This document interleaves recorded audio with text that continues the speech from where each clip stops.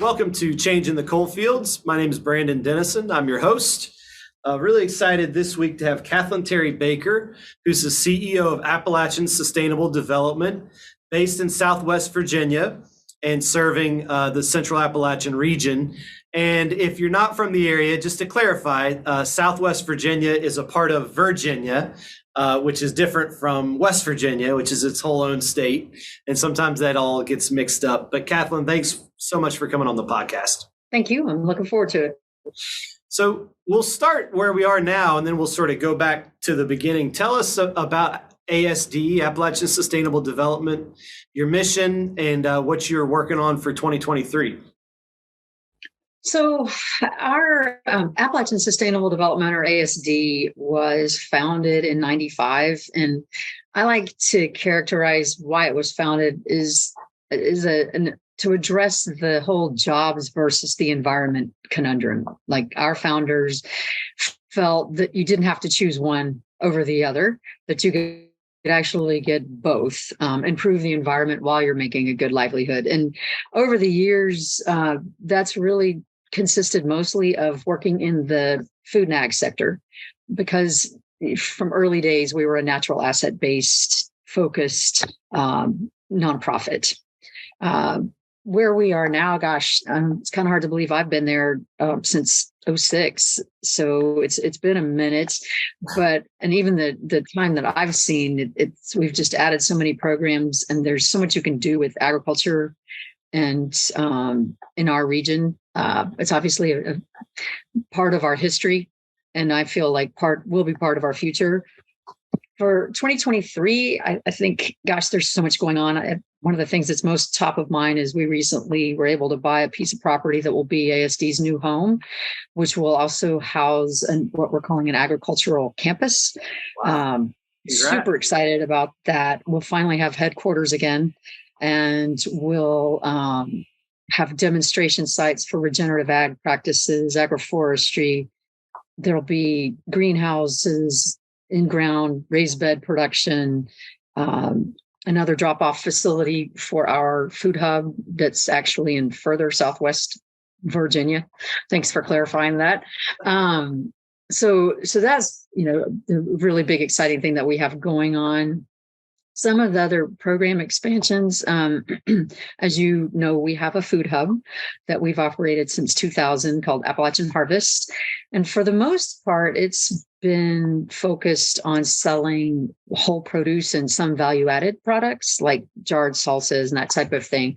And recently we added beef to our offerings. And it has been so exciting to see the interest from producers, because most of the ag production in our immediate vicinity is beef cattle, and it is mostly been going to the Midwest to feedlots.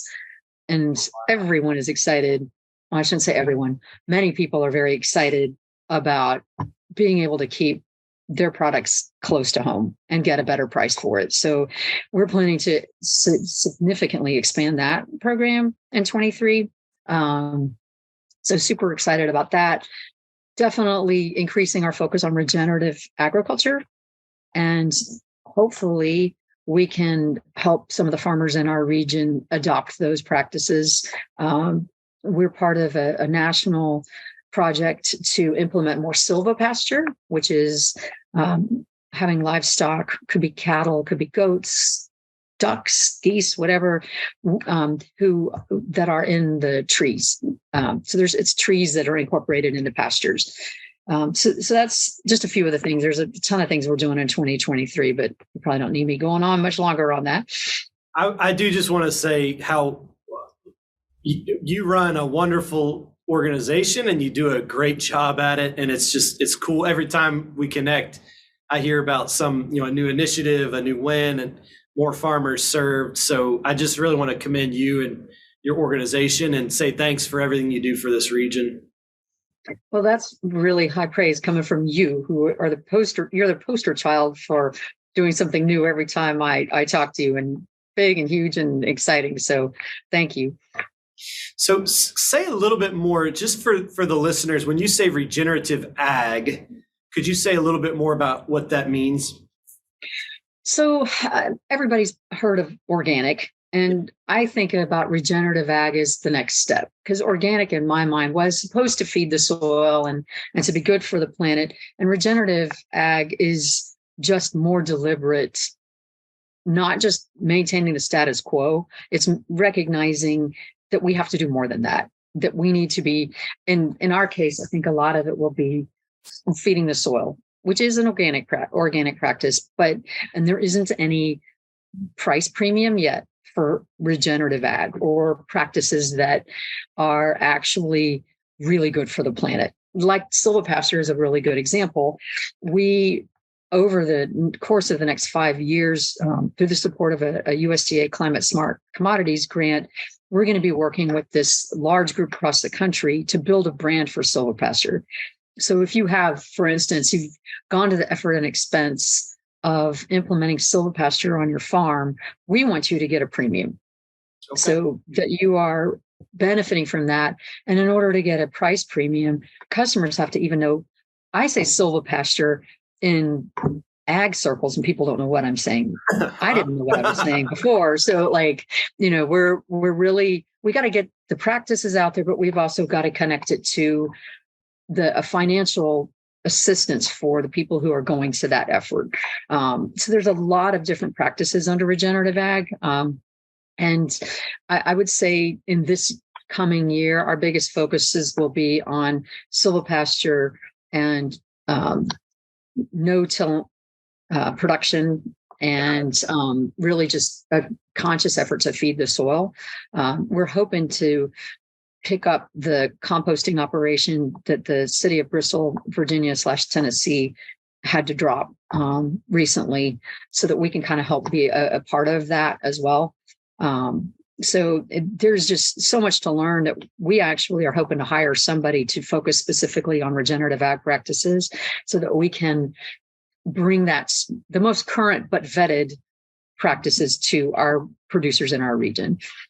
That's got to have huge climate change implications, right? To manage the soil Correct. better. The regenerative ag practices and agroforestry and some of the things that we were doing anyway are actually connected to some of the top greenhouse gas emission and strategies. One of the things that I love about that book is that it gives you a return on investment for these different strategies. Okay. And it really, agroforestry in particular has just huge implications for that. So just what we've done is create a concept paper to help us focus our energies on where do we need to focus, because there's so many opportunities that we needed to just pick a few to start with this year. You mentioned agriculture's importance to Appalachia, and that might surprise some folks. I mean, I think the average American, when they think agriculture, they probably think Midwest, right? They're not thinking Appalachia, but it's a key pillar of the economic and even the social history of the region. Could you say a little bit more about why agriculture is so important to our history and why you think it's still important to our future too? Well, I mean, historically, we fed ourselves. We were actually able to be self-sufficient. And I think the difference between something like a Midwest is scale.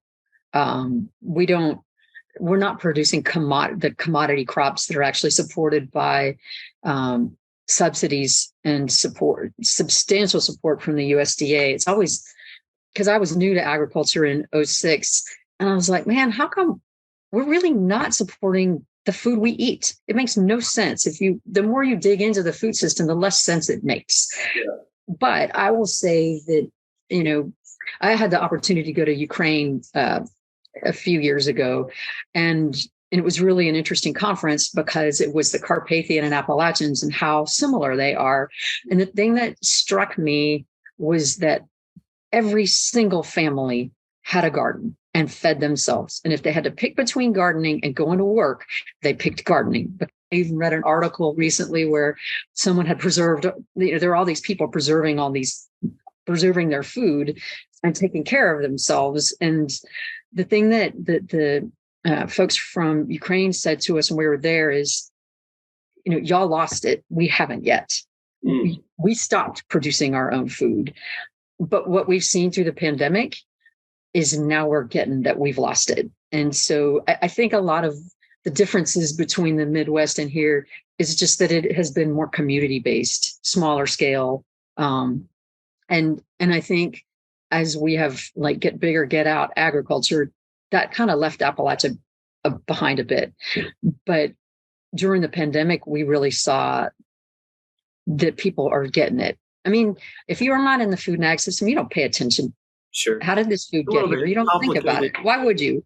Yeah. You know, but now I think people are understanding after all the broken supply chains what the opportunity is that we lost, but that we can still get back. And just with climate change, we have water.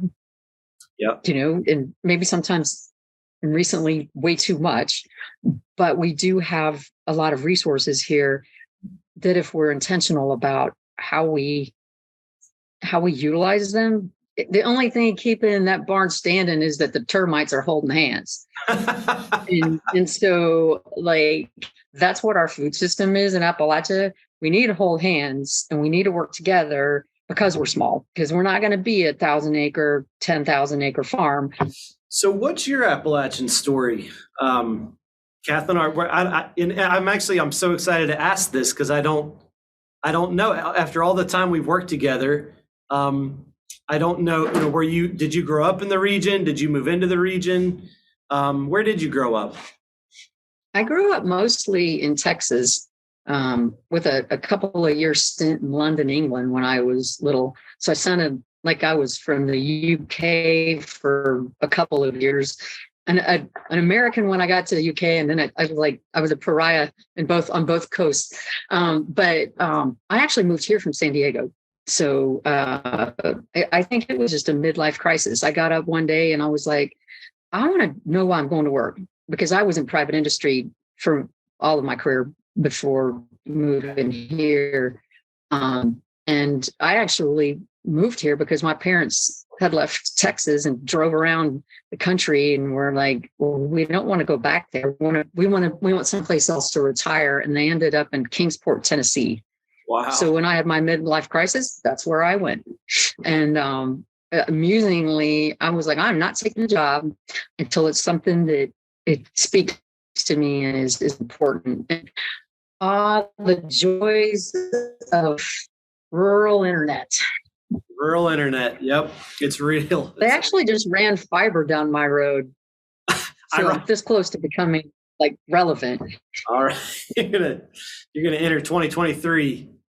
Maybe. Full bore. Well, we'll keep trying. And then if it cuts out again, we can just call in. So you had a midlife crisis. Your parents were in Kingsport. Before we jump to Kingsport, I am curious just a little bit, like what was it like growing up? And do you ever miss Texas? Did you have a good childhood in Texas? Oh yeah, I had a great childhood.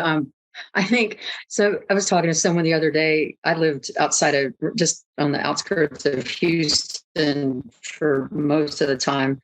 And we agreed that the thing we missed the most was the food. And that is pretty much, and some of the friends that I had. I mean, I enjoyed Texas.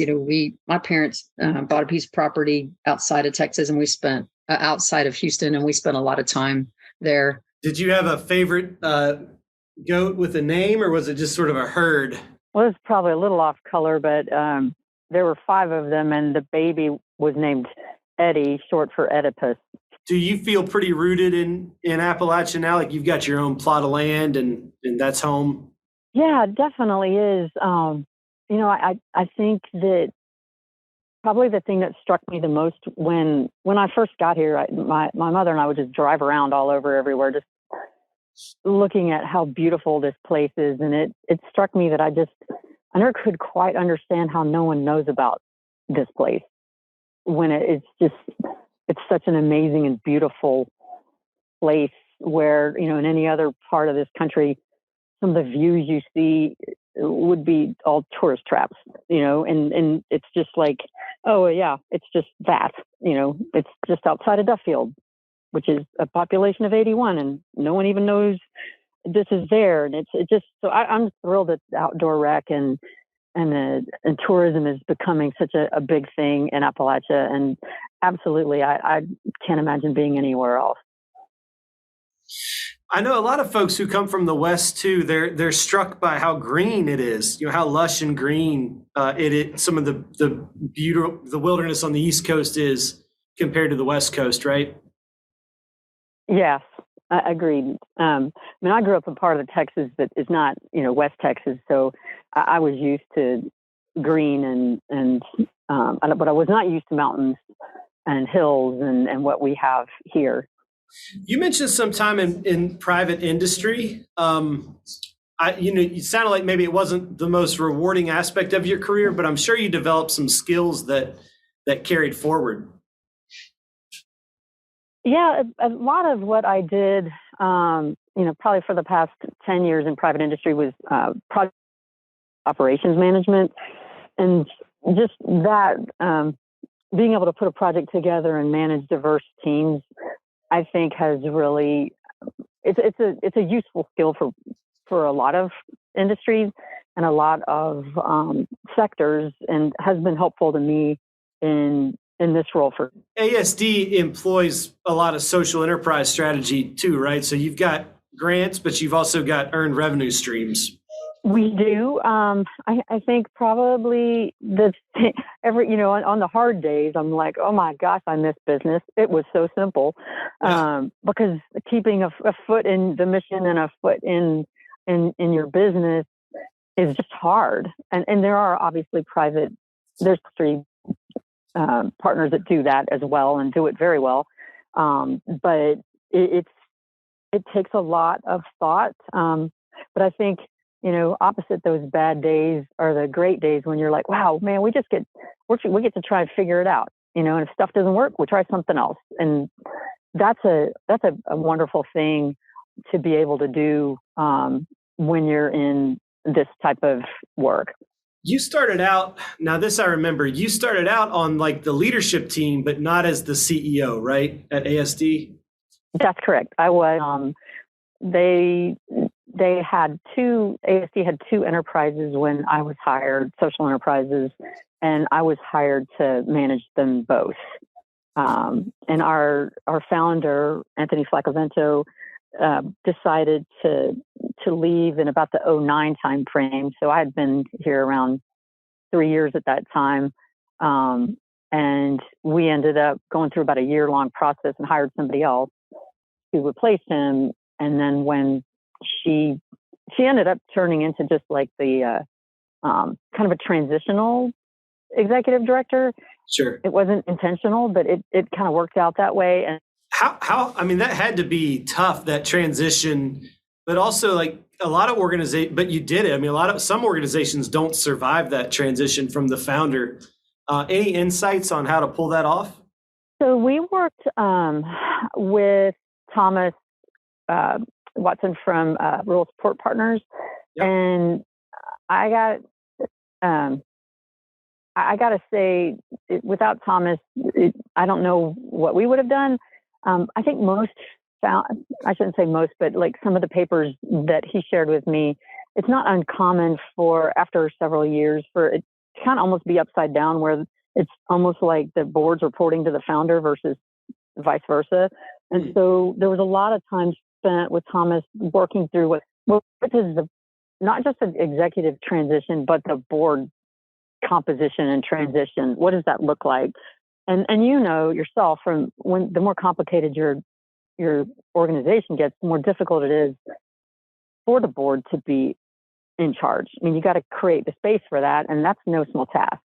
And so we did a lot of that work, a lot of preparation. I would say that the handoff, it was pretty challenging. Sure. But I think that there was enough commitment from the board enough that we made it work. I do think it helped to have someone in place as a number 2 like me to actually be able to help with some of that. So, I mean, one of the things that we're talking about, because I turned 60 last year, and, at some point I got to think about my transition. So we've been kind of talking that looks like going forward so that it can be smooth handoff for the next the next generation. It's almost like never too soon to be thinking about succession, is it?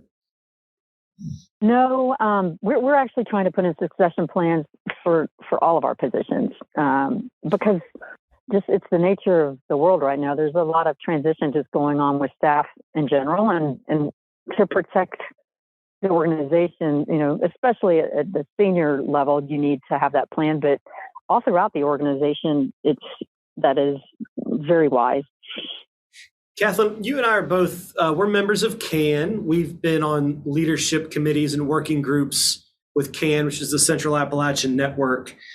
And I feel like CAN's been an important resource for several organizations that have gone through executive transitions or big programmatic changes or new program launches. Could you speak to CAN a little bit and the value of that network in your career?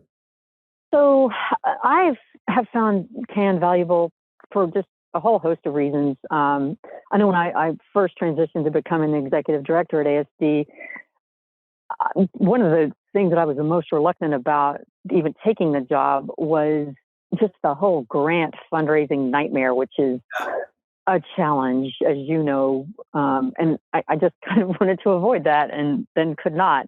And I just remember Leslie Schaller from AceNet sharing some of her successful grant proposals with me and just kind of helping me along as a brand new ED, trying to kind of find my way. And that was huge. And over the years, there's just, we all have different skills. I mean, just our work with Coalfields, starting up a workforce development would have been almost an insurmountable lift without y'all.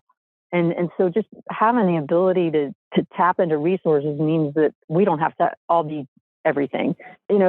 Without CAN and the foundation that was laid over the years building up this food system work, that would have taken many more years to get off the ground. So there's been so many different ways that I have found CAN to be beneficial. I know some of us have looked at it as being almost like a support group for executive directors and CEOs of nonprofits, because we need that. The other day when we were in a meeting, I was like, okay, I'm old. I need to understand what younger people need in a leader and in an organization, because we need to stay relevant and we need to be what next generation workforces need. And so, it's been great to be able to just have candid conversations with the folks in CAN, and it's just a trusted group that I know we can always go to. Could you say a little bit more about your workforce program? I meant to hit on that earlier. So our workforce development program is called Groundwork, and much like Coalfield, we work with people who have barriers to employment to help them get both hard or technical skills and essential skills that can help them succeed in the workforce. We have multiple different pathways that they can pursue. Just as an example, I mean, we use agriculture as pretty much what they're focused on, but agriculture, if you've ever worked on a farm or been involved in agriculture at all, there's an incredible number of skills that you can build. And so we interpret, those skills pretty loosely. But for example, one of our early participants was facing a 7-year prison term, and we were an alternative sentencing option for him. And it was just so cool to be able to see someone come in and get so excited about all the different things that they could do. They got excited about zero waste programs and LEED certification of buildings and just a whole host of things. Well, now he has his CDL and he's driving one of our tractor trailers. And CDL drivers make darn good money. And so to have gone from that to this, what he needed was help and an option. He had the gumption himself, and we were just the catalyst. And it's just been awesome to see when people succeed like that. And we actually have a young woman who's now getting her CDL and will be also driving for us. So I keep laughing at my staff because I'm like, this isn't supposed to be a recruiting program for ASD. It's supposed to actually get them out of ASD, but we're doing both. They got full-time work in a good sector, so call to win. Yep, exactly. And it is possible. I think sometimes folks get cynical, that someone's made mistakes in their life and, you can't correct them, you can't go back. But the workforce development space, it's just incredible. The grit, the gumption, like you said, that people have. And with some support and some opportunities, people very much can turn it around. And it just gives a lot of hope. It really does. And what struck me when I was thinking about this the other day is how unusual it is to be able to go into any sort of company and be able to explore options. Like, that's not normal in like everyday business. Right. That's just you're not given leadership opportunities. And I think that's what makes the difference when it's a nonprofit being able to do this kind of work and having the ability to pay attention to the individual human and where they want to go. And I will say one of the things that we're hoping to expand to is in one of the counties that we're working in, we're planning to hopefully acquire 100 or 200 acres and use some sort of the agrarian trust type model where we can do 99-year leases for parcels of that land that we would be able to transition those people who are graduating from groundwork who want to farm into these opportunities. That's one of my things I'm most excited about for 2023. So, Kathlyn, what nourishes you outside of work? Oh, it's pretty exciting that so I moved here first, and now both my sisters and my brother-in-law are living here.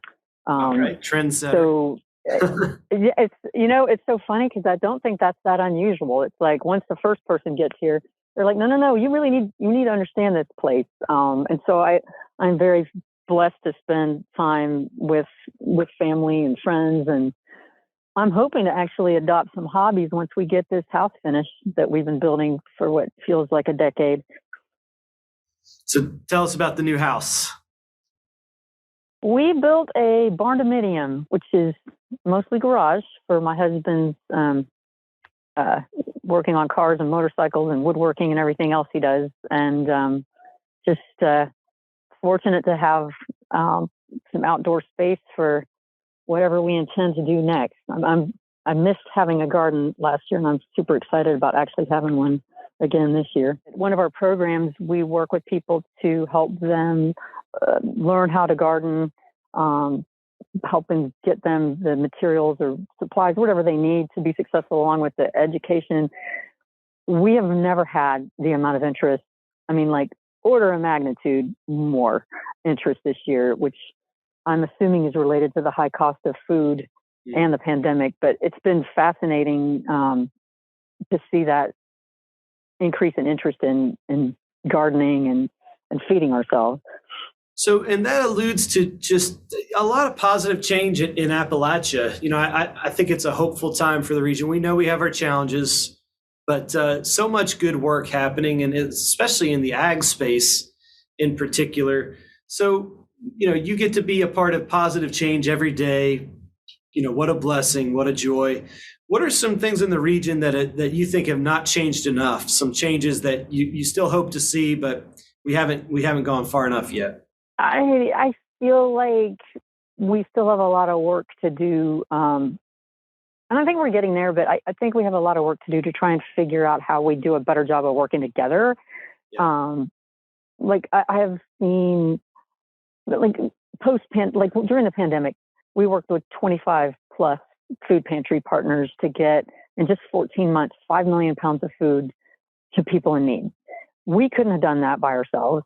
They couldn't have done it. So we played the intermediary role, and it was so amazing to watch that happen and watch people come together. And it was like, this is what we can do if we're working together. And if we have a common goal. It was a very clear, very simple common goal. And so we managed to make it work.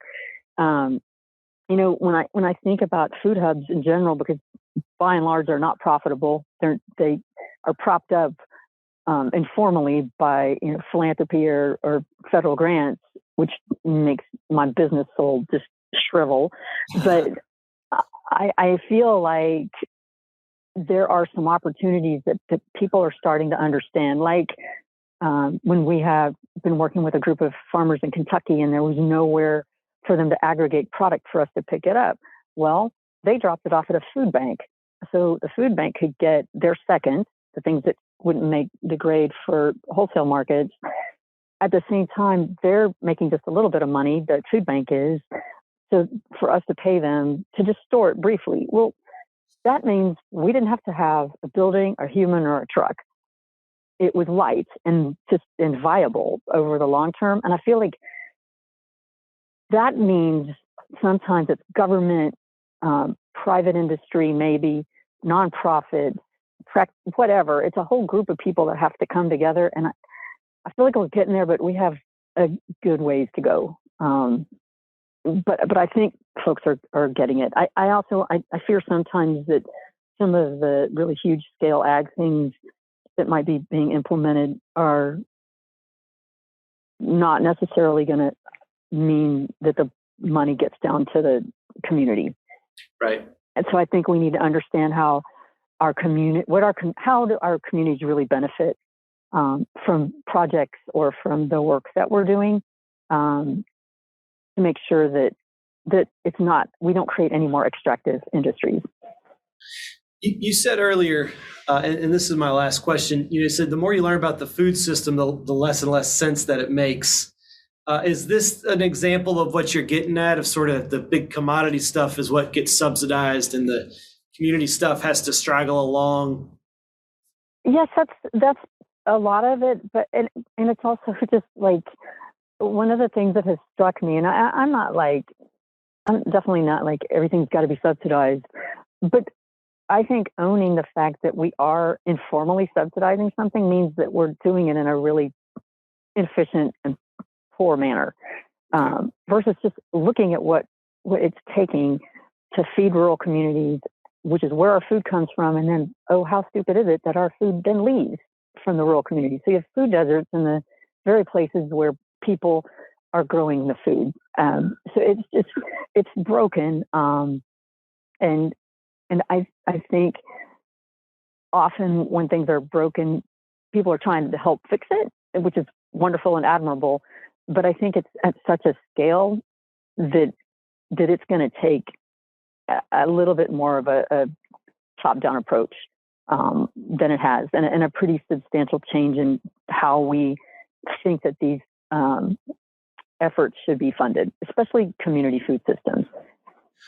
Well, Kathlyn, you're doing your part, and you're doing it extremely well. Coalfield has learned so much from you and ASD by getting to do a lot of work together. Honored to be on the CAN leadership team with you, and just appreciate what you and your work has meant for Appalachia. And thank you so much for coming on the podcast. Well, thank you for having me. It was great to talk to you as always, Brandon.